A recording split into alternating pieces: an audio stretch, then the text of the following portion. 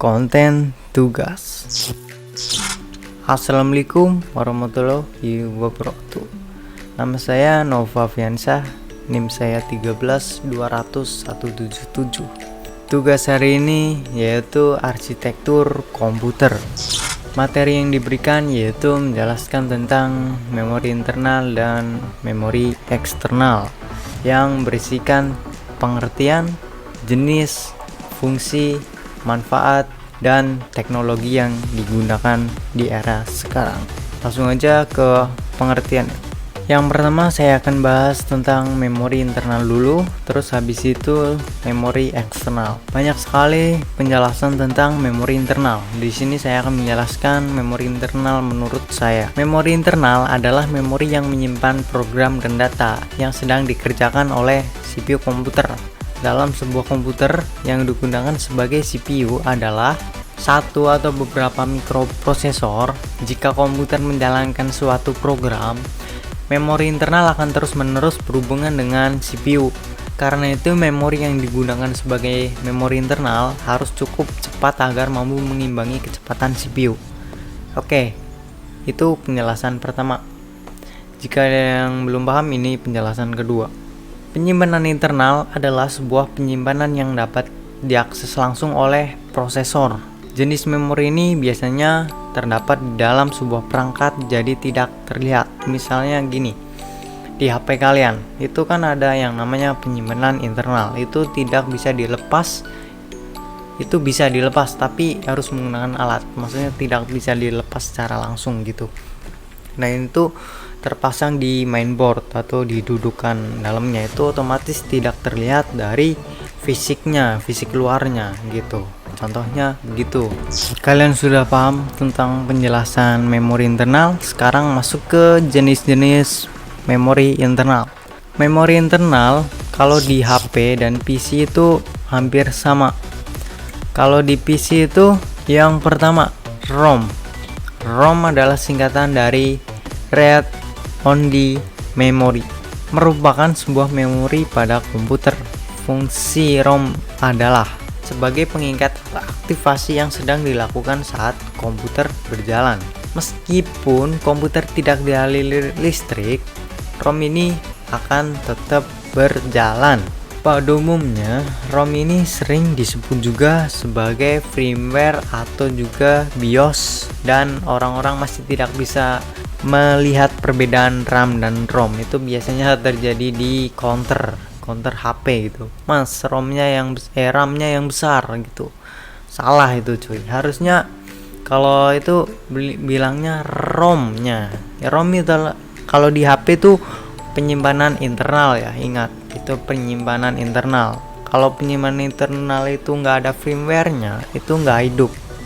Jadi HP kalian nggak hidup. Jadi semakin besar ROM kalian itu, maka penyimpanan internal kalian semakin besar gitu. Jadi jangan sampai salah menyebut ROM dan RAM. Itu sering terjadi pada ibu-ibu guys.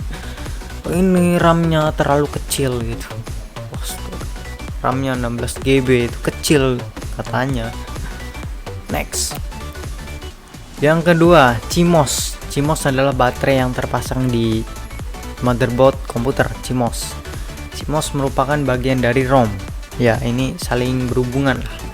Fungsi CMOS ini adalah sebagai penyimpanan para pengaturan dasar pada komputer. Salah satunya pengaturan dasar yang menggunakan CMOS adalah tanggal, jam yang ada di dalam komputer. CMOS merupakan sebuah chip yang memiliki memori sebesar 64 byte saja. Nggak bisa lebih, nggak bisa kurang. Oke, paham kan? Next. DRAM.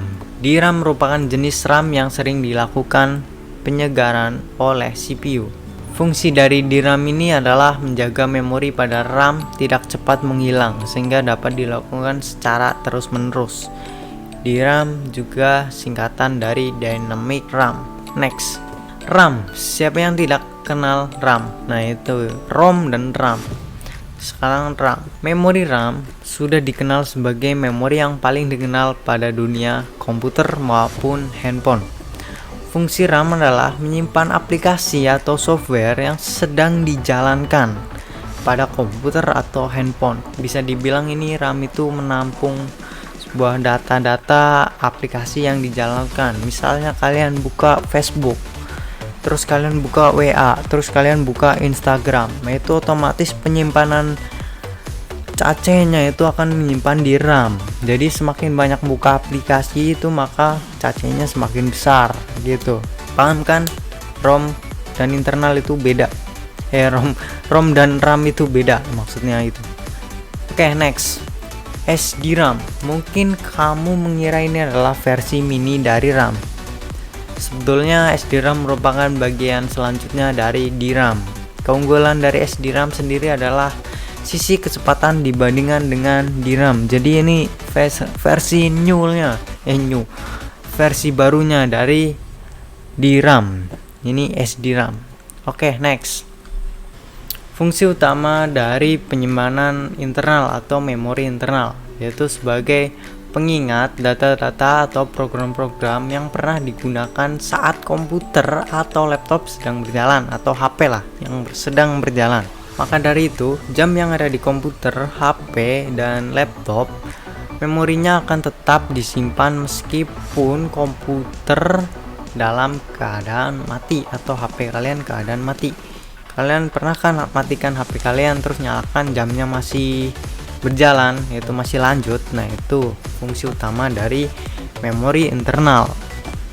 Manfaat memori internal ya sebagai itu tadi, pengingat data-data atau program-program yang pernah digunakan saat komputer atau laptop sedang dijalankan atau HP yang dijalankan. Itu manfaatnya. Kalau nggak ada memori internal ya nggak bisa hidup.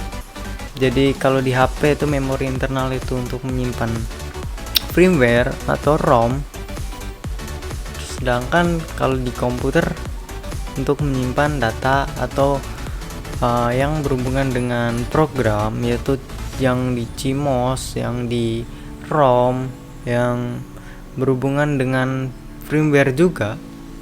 Itu jadi manfaatnya itu menyimpan data-data sementara itu yang ada di ROM,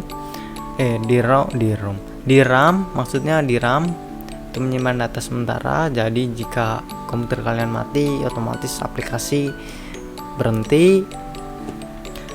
Kalau di ROM itu kayak jam di HP itu kan nggak mati, itu maksudnya tetap berjalan. Nah kayak gitu. Kalau di komputer itu di CMOS yaitu tetap berjalan juga jamnya, itu menyimpan. Jadi walaupun nggak dialirin listrik itu tetap berjalan. Kalau di HP kan ada baterai otomatis ada listriknya gitu. Kalau di komputer atau laptop itu ada baterai CMOS namanya, itu kan mengalirkan listrik. Jadi kalau CMOSnya habis, otomatis jamnya tidak bisa berjalan. Kalau dimatiin itu nggak bisa berjalan gitu. Terus lagi ini ada teknologi yang digunakan. Ini maksudnya gimana?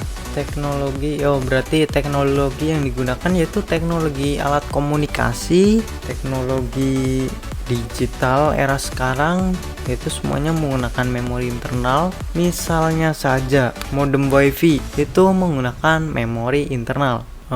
Komputer jelas, HP jelas. Next, sekarang masuk ke memori eksternal. Ini hampir sama, cuman beda dikit. Memori eksternal ini yang biasanya kalian beli, yaitu hard disk, kartu SD kalau di HP, kalau di komputer hard disk, dan banyak lagi. Memori eksternal adalah memori yang fungsinya sebagai perangkat tambahan atau pendukung dari komputer. Selain itu, fungsi dari memori eksternal ini adalah sebagai penunjang untuk membuka software, aplikasi maupun file-file yang ada di dalam komputer. Eksternal itu sangat perlu dibutuhkan di HP maupun komputer sebagai alat pendukung, itu tambahan untuk performa kalian.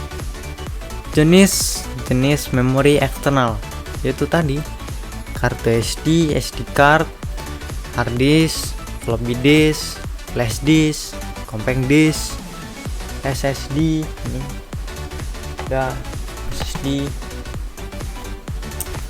SSD juga dia kayak penyimpanan internal juga sih, datanya lebih cepat, itu hampir sama lah, itu gabungan dari internal dan sama eksternal jadinya SSD gitu. Itu next, manfaat penyimpanan eksternal, yaitu tadi manfaatnya itu sebagai penunjang atau untuk membuka software aplikasi maupun file-file yang ada di komputer, yaitu untuk menyimpan data game, data aplikasi, terus foto, video, file-file tugas gitu. Teknologi yang digunakan yaitu alat komunikasi, terus teknologi yang digunakan di era dulu sampai sekarang itu teknologi WinCluster dari IBM, terus teknologi IDE atau Integrated Drive Electronic. Teknologi ini hanya mampu menangani disk berkapasitas maksimal 528 MB dan mengontrol 2 disk. Yang ketiga, teknologi database. Yang keempat, teknologi stripping. Yang terbaru yaitu teknologi RAID. RAID itu ada tingkatan, RAID tingkat 1 sampai tingkat 5.